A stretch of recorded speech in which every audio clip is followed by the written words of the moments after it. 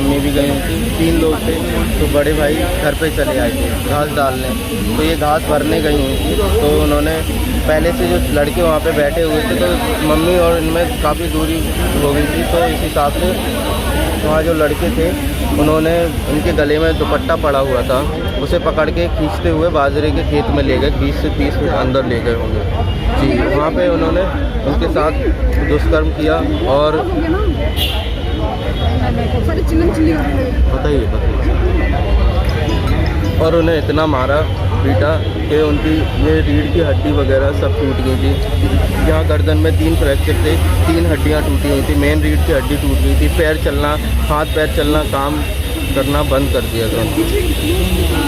और पहले से जानते थे और उन आरोपियों?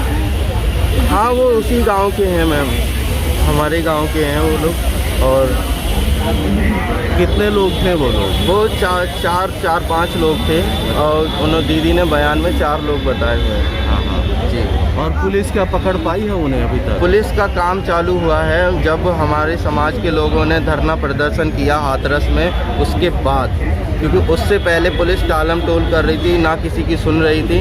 बस हमारे घर पे आए तो ऐसे बोले घर पे आके कि तुम्हारे पास उन लड़कों का नंबर हो तो दे दो, कोई जान पहचान, ऐसे बोल रहे थे जैसे वो हमारे घर के ही लड़के हों, थे दूसरे समाज के, ना कि हमारे समाज के थे वो। और ये किस समय की घटना है और आपको कब पता चला? ये 14 तारीख की घटना है और मुझे भी 14 तारीख को ही पता चला था सुबह 9:30 बजे। आपको सुबह 9:30 बजे पता? जी जी। बहन कब से गायब थी? गायब नहीं थी, वो घास लेने गई हुई थी।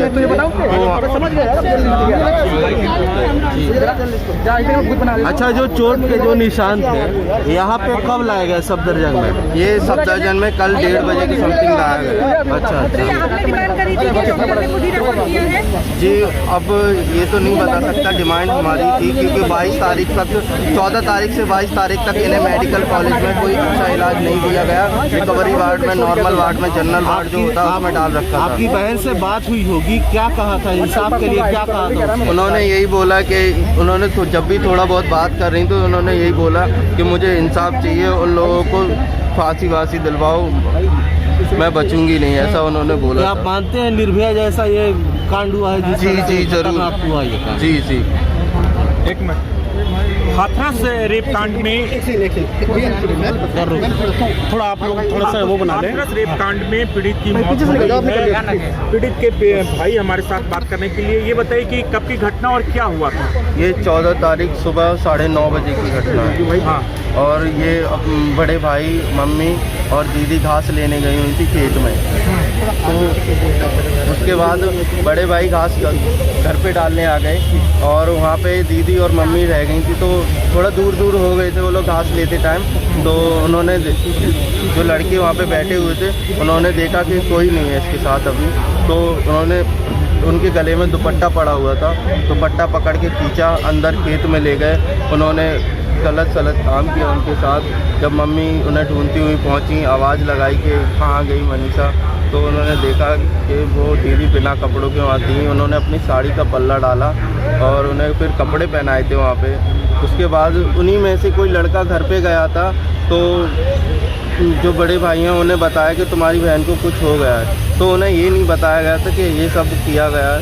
तो वो सीधे बाइक लेके वहाँ पहुँचे, तो उन्होंने देखा कंडीशन दूसरी है, तो सीधे वहाँ से चंपा जो थाना पड़ता है वहाँ ले जाया गया था। वहाँ ले जाके उन्होंने ज़मीन पे डाल दिया दीदी को। और FIR जो, क्योंकि वो उस टाइम उन्हें इलाज की सख्त ज़रूरत थी और ना कि FIR हम सही ढंग से लिख सकते थे। उस टाइम पे बहुत ज़्यादा होपलेस हो रखे थे बड़े भाई, और इसीलिए उन्होंने जैसा आया, उन्हें सिर्फ इतना पता चला कि उन्हें जान से मारने की कोशिश की है, ना कि ये सब उन्हें पूरी कंडीशन पता थी। कितने लोग थे और क्या गांव के ही थे? जी, एक ही गांव के ठाकुर समाज के लोग थे वो।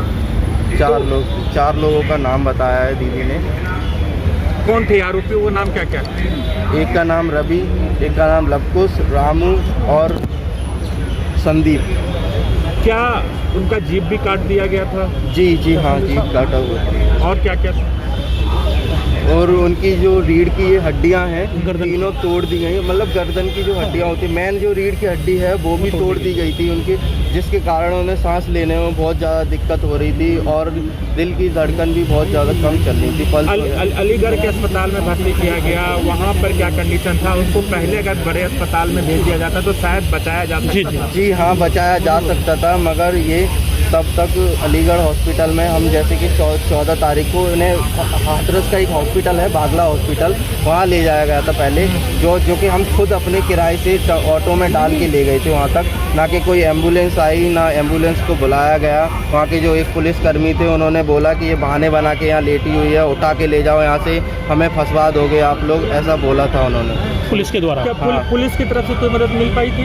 जी, पुलिस की तरफ से 18-19 तारीख तक कोई मदद नहीं, उन्होंने टालम टोल किया था एक तरीके से। मान लीजिए वो अपनी ड्यूटी निभा रहे थे, गांव तक आते थे और पूछताछ करते थे कि कहीं देखो तो बताओ, हमसे पूछते थे कि कहीं, हमने बताया भी था कि पास के गांव में एक में 2 लड़के छुपे हुए हैं, जिससे हमें जानकारी मिली थी हमारे लोगों की तरफ से कि वो वहाँ पे हैं, तो हमने बताया था उन्हें, मगर पुलिस वाले वहाँ नहीं गए, बल्कि हमारे घर पे आए, हमसे पूछ रहे थे कि आप नंबर दे दो अपना, उनका नंबर हो आपके पास। मेरी जो दीदी हैं उनसे पूछ रहे थे कि तुम्हारे पास उनका नंबर है, वो मतलब इस तरीके से पूछ रहे थे जैसे हमारा उनसे कोई कनेक्शन हो, इस तरीके से। कितने दिनों तक आपकी जो बहन है बेहोश रही अस्पताल में, अलीगढ़ के अस्पताल में? जी, 1-2 दिन तक वो बेहोश रही थी। उसके बाद रिकवरी वार्ड में डाला हुआ था, ये नॉर्मल वार्ड होता है ना, उसमें उन्हें डाल रखा था 22 तारीख तक। अच्छा, तो यहाँ उन्हें स्टार्टिंग से ही ऑक्सीजन की ज़रूरत थी, क्योंकि वो सांस लेने में शुरुआत से ही प्रॉब्लम हो रही थी उन्हें, और उनकी दिल की धड़कन भी शुरुआत से ही, अगर शुरुआत से अच्छा इलाज मिलता तो वो आज ठीक हो जाती। यहाँ पर कब लेके आए दिल्ली में? यहाँ कल दोपहर में 1:30 बजे के समथिंग लेके आए। अब क्या मांग है सरकार से, क्या मांग है? क्योंकि जिस तरीके से ब्रूटल रेप किया गया, जीभ काट लिया गया, रीढ़ की हड्डी तोड़ दी गई, सरकार से क्या मांग है आरोपियों के खिलाफ? क्योंकि 4 आरोपी हैं जिसको पुलिस कह रही है गिरफ्तार कर लिया है। जी, उन्हें फांसी होनी चाहिए, क्योंकि हमारी जो दीदी हैं उन्होंने भी बोला था कि मुझे इंसाफ दिला देना, मैं बचूंगी नहीं, ऐसा उन्होंने मुझसे बोला था जब मैं बात करने गया था कि मैं मुश्किल बचूंगी और मुझे इंसाफ चाहिए। तो मैं तो चाहता हूं कि उन्हें फांसी हो, हम सभी चाहते हैं, हमारे समाज के सारे लोग जितने भी हैं, क्योंकि ये एक निर्भया कांड जैसा ही है पूरा। जब बहन को होश आया तो वो क्या कह रही थी, क्या गुहार लगा रही थी? वो ज़्यादा बात नहीं कर पा रही थी, जैसे कि उनसे पूछा गया कि क्या, जब हमें पता चला कि जब बलात्कार का जो केस है, उन्होंने खुद बताया था कि मेरे साथ ये हुआ है, तब जाके वहाँ के एक CO जी थे, उन्होंने बयान दिया। उन्होंने आरोपियों का नाम खुद बताया था? जी हाँ, उन्होंने आरोपियों का नाम खुद बताया था, और जो मम्मी जी हैं उन्होंने भागते हुए देखा भी था उन्हें। योगी आदित्यनाथ कहते हैं 0 टॉलरेंस क्राइम के खिलाफ, उसके बाद ऐसी घटनाएं घटी है, इसके बारे में क्या कहना चाहेंगे? मैं कुछ नहीं कहना सरकार से क्या मांग है आप? मुझे बस हमें न्याय चाहिए, उन दोषियों को फांसी हो बस। बेंगलोर में प्रियंका रेड्डी निर्भया को जब इंसाफ मिला है, उन दरिंदों को सरेआम गोली मारी है, तो मनीषा के हत्यारों को भी गोली मारें, उनका एनकाउंटर करें।